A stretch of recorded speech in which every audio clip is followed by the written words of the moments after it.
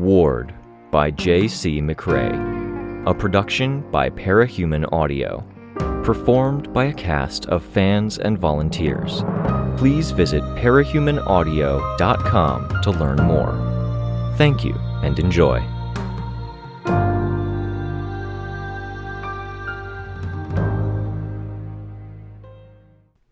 Arc 3, Glare, Chapter 6. Group text at Ashley Stillins, Chris Ellman, Kenzie Martin, Rain Frazier, Sveta Karelia, Tristan Vera. Me. Morning, everyone. I'm planning to swing by the Warden's HQ today. Some cues for people. Going to talk to a family member about what you guys might need to do legally.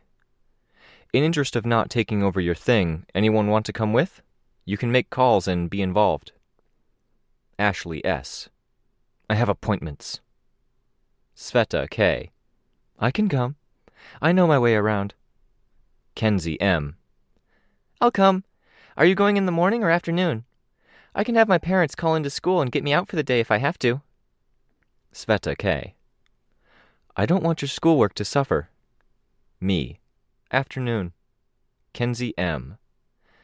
I'm an A+ student. I can miss a day. Sveta K. No, you can't. Me. It's best to stick to the rules of the old days. Try to keep grades where they were before you joined a team. If you can miss your study group for this, that's okay. We meet at 2. Kenzie M. Cool. Rain F.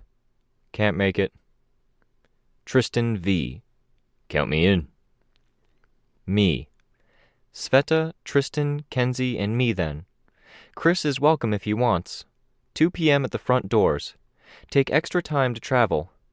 P transportation strike may futz things up.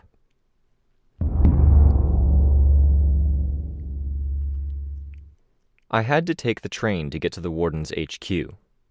It was a fortress of a building, indomitable, and it was situated near the largest cluster of portals in Gimel, very possibly the largest cluster of portals in all the known worlds.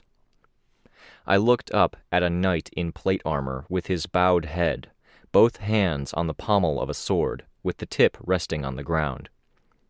A cloth wrap partially covered the legs, like a flag worn around the waist, long enough to reach the knees in front and to drape near the ankles at the back.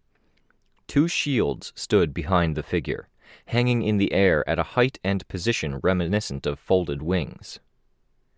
It was typically simplified when shrunk down for website images and badges, the position of the arms, hands, and shields suggesting the lines of a W for the first letter of Wardens. Here it was 4 stories of statue, built into the front face of the building. It put me in mind of Gilpatrick's speech. 5 pounds of gun, 15 pounds of armor? No. Here, at this scale, it was 50 tons of sword, 150 tons of armor and shield. Every inch and pound of its composition was symbolism. It's something, isn't it? Tristan asked. Yeah, I said. It's something. I turned to look at him. He'd just walked up to stand beside me. He'd tidied his hair some. I had the impression he'd started to dress up for the occasion and his other impulses style-wise had taken over. His shirt was a button-up, red silk, with buttons in 2s at the regular intervals. He wore it very casually, with the sleeves rolled up and the buttons undone at the collarbone. He'd paired it with a nice pair of black jeans, and he'd painted his hair a red that more closely matched his shirt. Reminds me of that video that circulated online for a bit. Chevalier and the last fight against Behemoth, Tristan said. Absolutely, I said. Probably intentional. It's a good mental image to have, the hard fight and the great improvements that follow. And the disaster that followed that? Tristan asked. I frowned at him. It's reality, he said.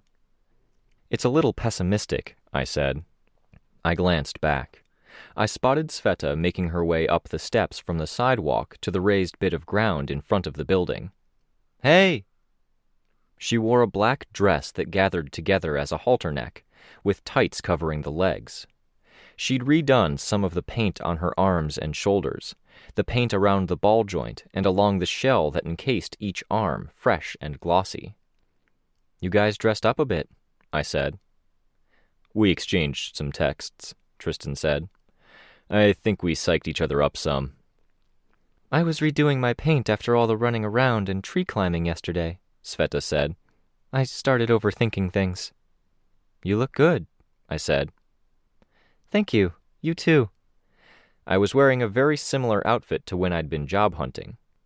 Kenzie was last to catch up to us, running up the stairs. Knee-high socks, a skirt with overlapping stripes, and a blue sweater in a light material, worn over a shirt with the collar poking up through the neck hole. The pin in her hair looked like a bow, but it was two-dimensional and metal. "Did you go home to change?" Tristan asked. "No," Kenzie said. "You actually wore that to school?" he asked. "It looks nice, thank you very much," she said. "I agree," I said. "I might have worn something similar when I was around Kenzie's age." "I can understand you not getting bullied," Tristan told me. "Your parents are superheroes." "I don't get bullied either," Kenzie said. "I wouldn't mind if I did. It would at least mean my classmates would pay attention to me." "They don't?" Sveta asked. "Feels like everyone's busy with their own thing," Kenzie said. She looked up at the statue that stood in relief from the front of the warden's headquarters. "Still hurting from recent losses." "We'll see what we can do to keep future losses from happening," I said. "Absolutely," Kenzie said. Inside the building, statues of key members stood off to either side of the lobby. Chevalier, Narwhal, Valkyrie, Legend, Cinerelle, Stonewall, Top Flight, and Miss Militia. The building was set up so the people on the second, third, and fourth floors could stand at the glass railings and look down at the lobby, and vice versa. People in business clothes were walking every which way upstairs, and people on the ground floor were free to peruse the gift shop or wait for tours. There were larger display boards set up around the edges of the lobby, much like the maps that were stationed around malls, but these showed off the icons for each of the teams under the warden's umbrella. They might have been touchscreens. There were screens for Advanced Guard, Foresight, the Attendant, the Shepherds, and smaller teams like Kings of the Hill, the Wayfinders, and the Navigators. The screen for the Attendant was still up, but it was dark, only the faint outline of the Attendant's icon on the screen. The Shepherd's screen had been moved forward and to a position of more prominence. It was darker than the PRT offices had been. The aesthetic of the PRT of yesteryear had always been predominantly white, with black stenciled letters and icons. The periodic bit of chrome or mirror when tech was required. Here it was dark stone, lined in gold or brass, and the lighting made me think of a cinema with lights set on high ceilings and tuned to be unobtrusive. It was transparent and open in layout, and the suggestion of there being very few barriers, like with the glass railings, or the way that it really looked like anyone on the ground floor could go anywhere without checkpoints or security. "Where are we going?" Sveta asked. "I should check on my mom first, see if she's free for a short conversation." "Where is she?" "Legal or liaison. I've been here twice before, but the first time they were still getting everything put together, and I don't remember much from the second." Sveta turned around slowly, then pointed. "Good," I said. "Thank you." "Are you on good terms with your parents these days?" Sveta asked. I started. "No." "Is she going to help?" Tristan asked. "I don't know," I said. "It's not that kind of bad terms where she'd say no, I don't think." "Is it the kind of bad terms where you invite someone to come with you so you don't have to worry about the rents being super embarrassing and lame?" Kenzie asked. "If I had any idea on what she might say or do, then this would be easier," I said. "I think it'll be fine." The stairs led from either side of the front desk to the second floor, going around the statue in relief that mirrored the one on the front of the building. The security checkpoint was on the second floor, more or less hidden behind the statue and the slab it stood out from. Glass walls separated the walkway from the offices and departments around the building exterior. "Names?" the man at the desk asked. "Victoria Dallin, Sveta Karelia, Kenzie Martin, Tristan Vera," I said. "Intentions?" "We have an appointment with Foresight on the 5th floor.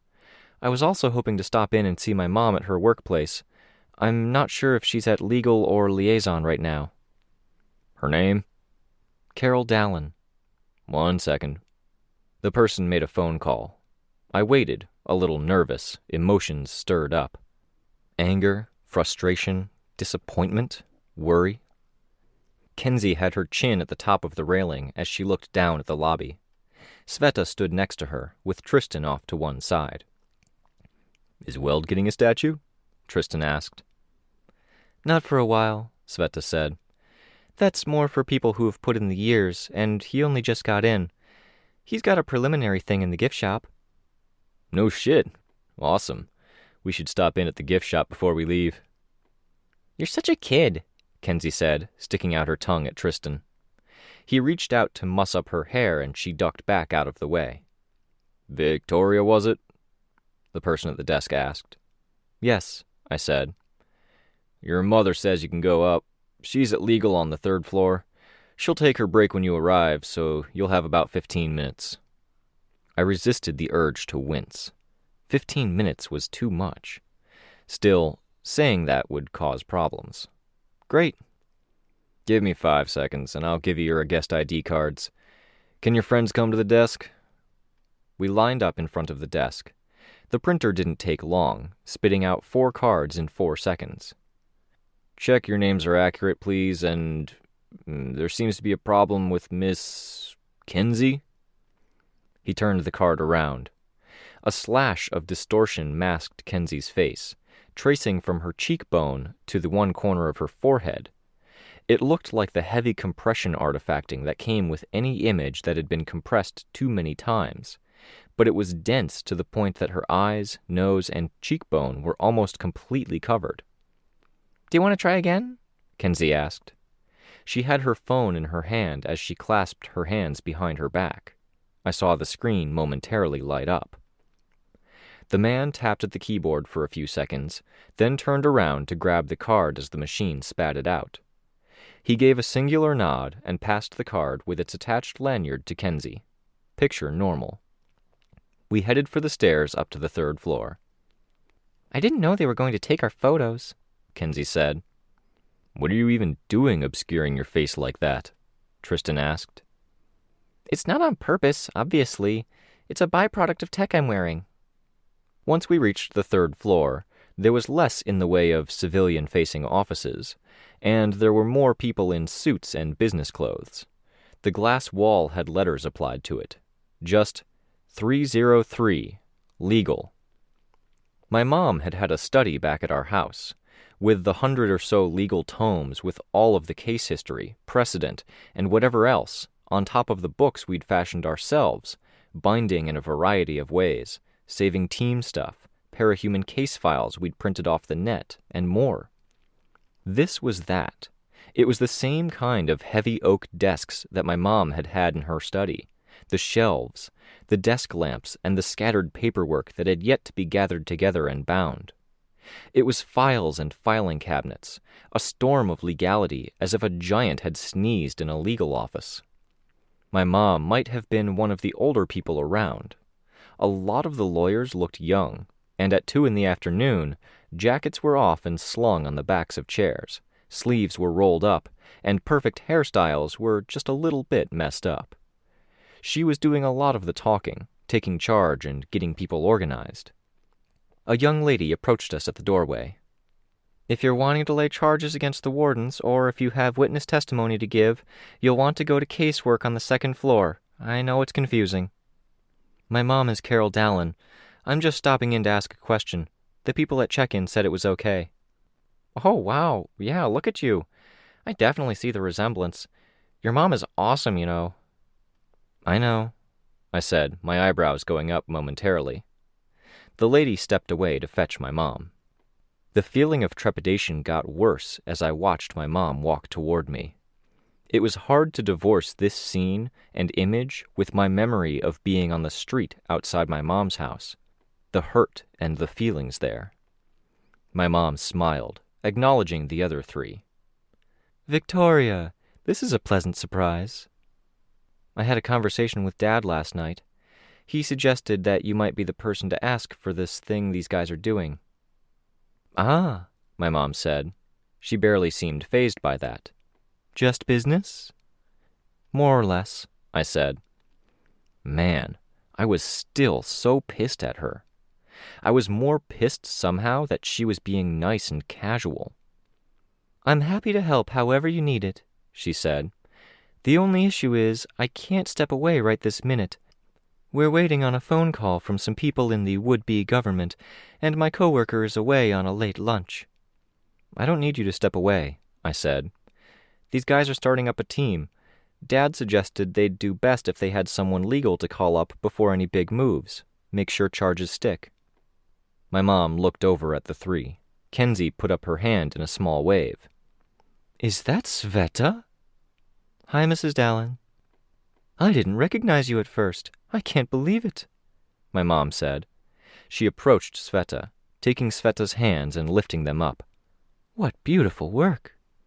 "I'm pleased with it," Sveta said, ducking her head a bit. "And the art! Is this yours? It reminds me of what I saw you working on during one of my visits." "It's mine." "It's stellar," my mom said. "I don't suppose you'd know someone you could put us in touch with?" I asked, more tense than I'd wanted to sound. "I can ask around. Are you paying them?" "I think we'd have to," I said. "We're pretty overloaded right now. I can't make promises." "I don't think the team has any major moves planned for early in their career," I said. "Having someone available a month from now or 2 months from now might be good." "I'll see what I can do, but I wouldn't be surprised if we're still moving at this clip 2 months from now." "What do you do?" Tristan asked. "We're lobbying on behalf of the wardens. The government is figuring out the law as we speak, and we're trying to figure out the most effective approach to handle law and parahumans and how they interact in the new world. A lot of precedent, citing past history, pulling from the law of Earth Bet." "It sounds heavy," Tristan said. "We're deciding the legal fabric of the new world. It is," my mom said. "Can you sound some people out?" I asked. "Having someone we could trust to be discreet would be ideal. It wouldn't be heavy." "I'll ask around. I know we've got a few ex-law students who are in limbo," my mom said. She gave me a look. "They could use the extra funds, and they should have enough knowledge of the system as it stands. They're even on the ground floor for the legal system we may end up with, if we're successful here." "Thank you," I said. "We'll discuss, and I'll look at the books, and we'll see if we can pay them something fair." Keep it business. "Would you come to dinner tonight?" she asked. "We can talk. If I have a better idea of what you're doing, I can find you a better fit." "I'd really rather not," I said. "Communication is key. We should talk." "Another time," I said. "Weeks or months from now." "Okay," she said. "I'd like to invite your sister to a sit-down." My dignity and grace were dashed away just like that. A startling, painful jar from reality to somewhere else. The lights of the brightly lit legal office seemed too bright, and the dark shadows and the dimly lit building interior of the warden's HQ and its lobby seemed too dark. It was very, very hard in the moment to separate my recollection of being outside the house with her inside that house from this, and convince myself that she wasn't here, somewhere nearby. "No," I said, my voice too soft. "Victoria." "Mom," I said, my voice sharp. "Do you want this conversation to go in the same direction as the one at the barbecue?" "That's up to you," she said. I thought about saying something regrettable. "Bye, Mom. Good luck with your thing." She looked like she might say something, but she smiled instead and said, "Good luck with yours." I turned to go, and the others followed. We walked a little way around the circumference of the floor, between the offices to our right and the railing to our left, until we were a distance away from the legal department. I leaned on the railing and wrapped one of my hands around the other, squeezing it. Sveta put an arm around me, and then Kenzie walked up to the other side of me and put a hand on my back. "I'm okay," I said. There wasn't an immediate response. "She was never my favorite person," Sveta said. "You seemed to get along with her before." Sveta shook her head, hair flying out a little ways. "You were always really down when she was due to visit, and you were down when she missed visits, and you were down after she came. I was down all the time. It was different kinds." "Family's hard," Tristan said. "It really sucks sometimes." "Yeah," Kenzie said. "Family can be the best, and it can be the worst." Sveta let her arm slide off my shoulder. It settled on Kenzie's head with a faint clack. "Ow," Kenzie said. Sveta's fingers lifted up, then came down in a pat. I stood straighter, and Sveta moved a bit away, her arm reeling in, giving me freedom to stand back. "Hopefully this gets you guys one step closer to being a team with everything you need. We should go talk to Foresight and see if we can get you the rest of the way." "What are we talking about with Foresight?" "Jurisdiction," I said. "There might be a few other pieces of ground to cover. Finances, selling info." "Sounds good," he said. "You up to talking about the kind of info you can gather, Kenz?" "I think so." The 5th floor wasn't built around a hole in the floor like the bottom 4 were. There wasn't a view of the lobby, a railing, or anything of the sort. Another security checkpoint was set up at the base of the stairs. With our lanyards and guest IDs, we were clear to go. Our arrival was preceded by a shift in lights visible from the stairwell. Masks on. The floor plan was closer to a proper office building, with hallways studded with posters and pictures of team members and leaders, teams, and framed news articles. The hallway to the right of us had Shepherds, and a shepherd's crook running down the length of it, a burgundy stripe of paint lit up by the lights on the underside of the crook. Red-brown colors to the wall, and the articles and pictures were all for the shepherds. In the hallway to our left, Foresight, blue and black paint and lights, Foresight members and victories on the wall opposite. A door opened and a few shepherds stepped out into the hall. "Holy shit," one said. "Fuck," Tristan said, under his breath. It was the Moon Girl, from my job interview with Attendant. She was the one who had urged me away from the Fallen. I was hardly enthused to see her. "Tristan," she said, "tell me you're not interviewing for a team." "I'm not," he said. "I've got the team already." She pursed her lips together. "History, Moonsong?" someone asked. "Yeah," Moonsong said. "Tribute knows." "Yeah," the guy who was apparently Tribute said. He wore what looked like a hyper-modernized version of the suit of armor with the cape over one shoulder. It wasn't old-fashioned armor, though. It was panels on a bodysuit, and the cape was cut to cling close to his body, angular for flowing cloth, with glowing lines where the sharp angles were. History is putting it lightly. "We're late for an appointment," Tristan said. "You're the guys who were talking to Foresight," someone else said. "They mentioned something like that." "Yeah," I said. Then, aware of the opening in the conversation, I elaborated with, "Hello again, Moonsong." "Hello," she said. "What was your name again?" "Victoria." "You seemed cool, Victoria. What are you doing with this bastard?" "Wow," Tristan said. "Just helping out," I said. "He doesn't need it, and he doesn't deserve it. Whatever's in the past, he gets his second chance, like anyone. He wants to help people, and I'm going to help him do that." "He's one of the monsters you help save people from," Moonsong said. "You get that, right?" "That's not fair," Kenzie said. She stopped as Tristan put one hand out in front of her, keeping her from jumping forward in his defense. "Tribute and I arrested him. Moonsong said. "You know that, right?" I could see the lines in Tristan's jaw standing out. He said, "I know, I remember." "I want to see Byron," Moonsong said. "Not your call. His turn isn't until later." There was a shudder, and then my hair started to move. The light further down the hallway seemed to grow darker, and my stomach lurched in a sensation that I connected to a lot of aerial acrobatics. "You want to pick a fight here?" Tristan asked. Tribute shifted his footing, stepping forward a little, and clasped his hands in front of his groin. With his head bowed slightly, he was faintly reminiscent of the Warden's emblem. I stepped forward, ready to put myself between them, and I felt the stomach-lurching sensation again. My leg buckled, and I nearly fell. My hair was floating now, and my legs were straining, almost locked in position with the stress of keeping me upright. Gravity manipulation, but somehow a mix of zero-grav and enhanced gravity. I flew instead of walking, and it was hard to keep my position. I stopped when I was between Tristan and the other two. "This isn't helpful."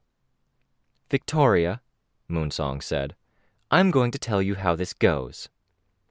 I felt the gravity shift again, an attempt to put me down against the floor, and threw up my force field to avoid twisting my ankle or hitting the ground too hard. I was glad my skirt wasn't the kind that could flip up, as it hugged my thighs, but my midriff was exposed now. "Tristan joins the team, and he charms the pants off of everyone he meets. He's good at the stuff he does in front of the camera. He's good at the hero stuff. He's strong. He gets decent grades. He makes friends. He finds allies, and he works on them, because that's what sociopaths do. He doesn't actually care about them." "Sociopath?" Tristan asked. "You're as deluded as ever." "He jokes and acts all cute about how he's competitive. He likes to win, and he tends to win, so you don't really see how sore of a loser he is when things go bad. He sets his sight on something he wants. He gets it. Sets his sight on something else. He gets it. Until he doesn't get what he wants, like being team leader, or getting a key role in an event that's coming up. That's when he starts using the people he's been working on. They're usually desperate people, vulnerable ones." I thought of Rain, who Tristan had called a friend. Or did the whole team count? "It's called leaning on people when you're struggling." "It's called manipulation, and you're good at it," Tribute said. "Fuck off," Tristan said. "Drop the power use and let us go. We've got things to do." "Moonsong," Sveta said, "I don't think you know Tristan as well as you think." "Same," Moonsong said. "I feel really sorry for you if he's already got into your good graces. Because that bastard is the kind of guy who hires someone who kills people by looking at them to cover his ass, and he uses them against teammates. He likes to win, and he wins at any cost." "We know the story," Sveta said. "I doubt you know the entirety of it. Have you split the discussion 50-50 between listening to him and Byron?" Moonsong asked. She didn't even wait for a response before deciding, "No, because it doesn't work that way." "I gave Byron the opportunity," Tristan said. "Yeah," Moonsong said. "I know how that goes. Like with Team Reach's therapist, right? You get your turn, Byron gets his. You go in for extra advice, you take over, and somehow the team's therapist gets weird ideas in his head about Byron. You suggest things, and then when Byron gets his turn, he's having to play defense, get rid of those preconceived ideas. He gets no time of his own with the therapist because he's stuck trying to undo the damage Tristan did during his time." "All I did," Tristan said, line standing out at his neck, "was try to figure shit out. There's a lot to figure out with the situation being what it is, and somehow I end up doing the legwork." "It's a lot of work for you to manipulate everyone around you, isn't it?" Moonsong asked. "Stop," I said. "Stop this. Now." I pushed out with a faint hint of aura. "Please," Sveta said, adding her voice to mine. "I want to hear that Byron is okay, from Byron's mouth. I don't give a shit about Tristan's time." Fuck this, Tristan said. Fine. He blurred, his eyes becoming crimson points, then transitioning to become teal. Byron, wearing a sweatshirt and jeans. The gravity effect dropped away. Hi, Byron, Kenzie said, her voice small. Hi, Kenzie. You okay? Moonsong asked. I've had better weeks, but things with my brother are as tolerable as they get, Byron said. He slouched, sticking his hands in the pocket of the sweatshirt. You kind of went overboard. I had to check. I know, Byron said. There was a noise behind us, and I turned to look. Forsyte, Annalise, and someone I hadn't met. Why don't you come on in? Step into the office, Annalise asked. Moonsong, can I have a word? Forsyte's administrative office wasn't the same office I'd been in when I'd interviewed with them. Their headquarters was situated elsewhere, and this was something else, a space set up for meetings, for paperwork, interactions with other teams, and more. Much like the hallways had, it looked like an office. Right away, Moonsong, Tribute, and the member of Forsyte stepped into an office, closing the doors. The blinds were at an angle where I could see where they stood, but not their expressions or what they might be saying. Annalise stepped into the back, then came back to the sitting area. He looked at us, then looked at the other members of Moonsong's group. Come on, let's keep everyone separated until things are settled. Our group walked into a back room, a single table and some nice chairs in a room with a coffee maker and microwave. I was looking forward to seeing you again, Victoria, Annalise said. Sorry it's not under better circumstances. Yeah, I said. I'm going to go talk to the others. There won't be a problem if I leave you guys here? Not at all, I said. Annalise left us in the room. Kenzie flopped forward, forehead hitting the table, arms extended all the way in front of her. Byron changed back to Tristan. No, Tristan said, quiet. So long as I'm here, Moonsong is going to be frothing at the mouth. I'm trading out until she's good and gone. They swapped back. Byron slouched into his seat. I didn't know that about the therapy, Byron, Sveta said. Byron shrugged. It's why you don't want to sit in for Mrs. Yamada's? It's part of it, he said. Look, I don't want to demonize Tristan or anything, like Moon is so good at doing. He has his good side, but a lot of the time, I've got to conserve my strength for dealing with the rougher patches. Minor, basic stuff. Do you think he's a sociopath? I asked. No, Byron said. But I think he's got to be the worst possible person to end up sharing a body with. Is there anything I or we can do to make it easier? I asked. I'm working on a camera that looks inside Tristan to find Byron, or vice versa, Kenzie said, without raising her head. It's not going so well, but I'm going to figure it out. Thanks, Kens. No, nothing makes it easier.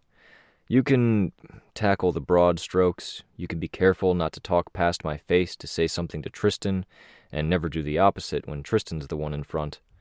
It doesn't make a difference with the stuff that really matters. That's my stuff to deal with. What stuff? I asked. He's stubborn, destructively stubborn. He holds this idea of what should happen in his head, and if that doesn't work for you, then you're probably going to be pretty unhappy, because you aren't going to change anything about it. Reminds me a bit of my mom when you describe it that way, I said. Yeah, but you can walk away from your mom, can't you? Byron asked. Yeah, I said. I sighed. I really appreciate that sigh. Maybe you get it, he said, leaning his head back until it rested against the wall, his face turned skyward. He thrives on competition, you know. He'll be a terrific hero, probably. Put a challenge in front of him and he'll give his all to kick its ass. But? I asked. That's him. That's who he is intrinsically. I don't know if there's a but.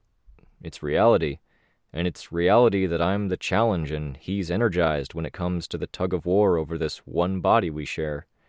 He thrives on it in a way, and I'm drained, beaten down. We have your back, Sveta said. Not just Tristan's. We're backing Capricorn, and we're invested in finding answers for both of you." "I appreciate that, but I don't like this. At best, it's more draining. More of me being beaten down and left more exhausted. At worst, Moonsong might be right." "At best," I said, "it's Tristan doing what he's good at doing. What happens if he doesn't have that outlet?" I didn't get a response. There was a knock on the door. Annalise, the dagger-themed member of Foresight. "Can you join us?" he asked. We migrated from the team's lunchroom to the office where the team leader, Moonsong, and Tribute were seated. The leader stood by his desk, one foot on his chair. He looked larger of frame and had Foresight's symbol on an eye patch. A bit of a corsair look, with a jacket and lots of belts, and long black hair tied back into a sailor's ponytail. Veins of gold decorated his costume. "Sorry for the hassle," Tribute said. "History. Things never really resolved so much as we all walked away with the situation left halfway through a disaster." "It's all right," I said. "We've been having a conversation with the shepherds," the leader of Foresight said. "They've explained some of the history. It muddies the waters." "We understand," Sveta said. "Sorry about this." "They had the suggestion that we make sure both of the Capricorn twins are on board with this plan of yours." "Why'd you have to drag me into this, Moonsong? This doesn't help. I don't want to own any part of this, whatever they do." "I will always fight to give you your voice." "I don't want to speak," Byron said. "I want to ignore this side of my reality and conserve my strength for the fights that need it." "Is that a no, then?" the leader of Foresight asked. "No," Byron said. He seemed to flounder for a moment. He looked at me. Fuck. He didn't break that eye contact with me as he said it. My eyebrow went up. "Don't let me get in the way of you giving these guys their chance," Byron said. "You're vouching for them?" the Foresight leader asked. "Yeah." Byron punctuated the sentence by changing into Tristan. "I'm good with this," Tristan said, shifting his posture to avoid looking at Moonsong. "Good," the Foresight leader said. "Thank you for your time, shepherds." Tribute and Moonsong left the office. Just Annalise, the leader, Kenzie, Byron, Sveta, and I now. I looked around the office and saw an article. The leader was on the cover, with the name Brio. "You really want to do this?" Brio asked. "They're suited for it," I said. "They have the ability to gather the information and figure out how to crack the toughest nuts. Tinker devices and people on the ground who won't get a second look hanging around Hollow Point. They get the info, they sell it to you guys, and if you want it, they work with you on the actual cracking of the nut. Joint operation, or it can be solo, one way or the other." "Are you participating?" he asked. "If I'm wanted, I'll add my strength to theirs for the big plays." "To be honest, there's a lot about this that could work," Brio said. "When the Wardens gathered us all together, they assigned territories by lottery. We've got other things we're focusing on, and Hollow Point is in a bad way." "If you'll pay a modest fee, enough to cover their lawyer, buy the info, keep them supplied, they'll bring you in for the actual arrests. It's a win for you guys, while these guys do the legwork." "If it works," Brio said. "Yeah," I said. "We're hard workers," Kenzie said. "We're really good at what we do." "I don't doubt that," Brio said. His voice had a tone shift that suggested he was used to talking to kids in a certain context. "You have a lot of hurdles." "We've been doing our initial research," Annalise said, "figuring out how we might fix Hollow Point. They're tied into some bigger picture stuff." "Tattletale," I said. "Her on one end," Annalise said, "but she's more the kind of person you have to deal with further down the road. Once you scare them, they'll call her. They already called her once about us, and she's reached out to try to convince us to leave the area alone." "And?" I asked. "And we're leaving it alone, or we were, until you sent your proposal," Brio said. I nodded. Not good to hear, but understandable. I wondered what played into that decision. On the front end, you've got some others to deal with. You'll have to get past them before you can even start on the project." "Who?" "Speedrunners," Annalise said.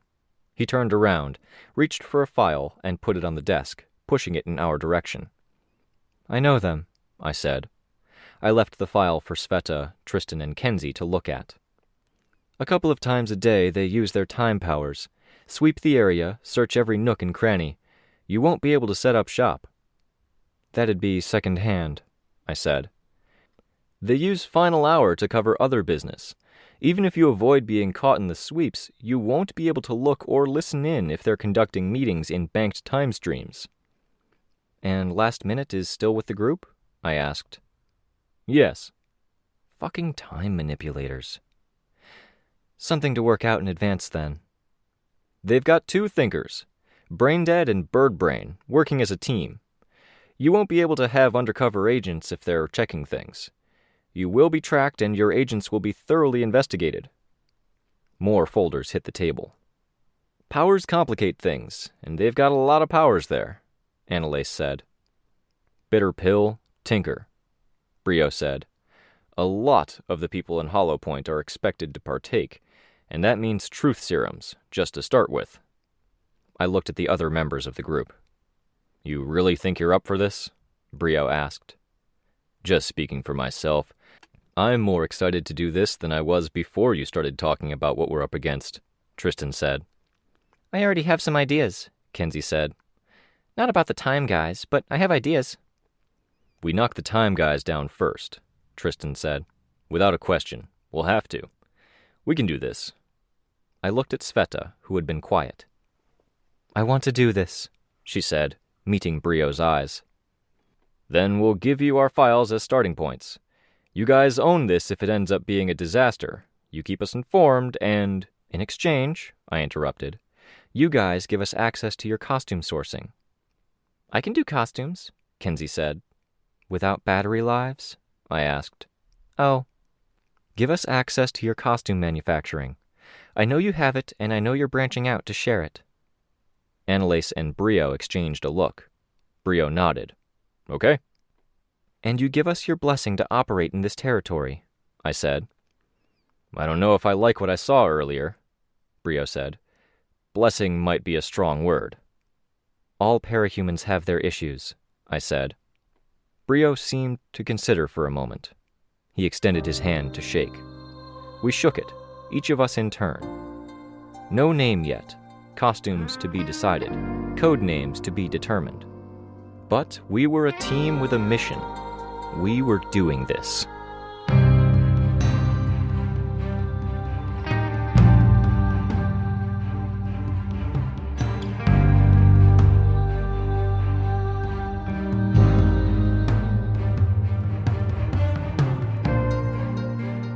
This was a production of Ward by Parahuman Audio. Ward and the Parahuman stories are written and owned by J.C. McCrae. You can find the original text and support the author at parahumans.net. For more of the Ward audiobook, as well as other community works, please visit parahumanaudio.com. Music for this chapter was by Purple Planet. Find out more at purple-planet.com. Editing by Elliot Diebold. Narration by Robert Rain Ramsey. Find more of their work at our website. Thank you for listening.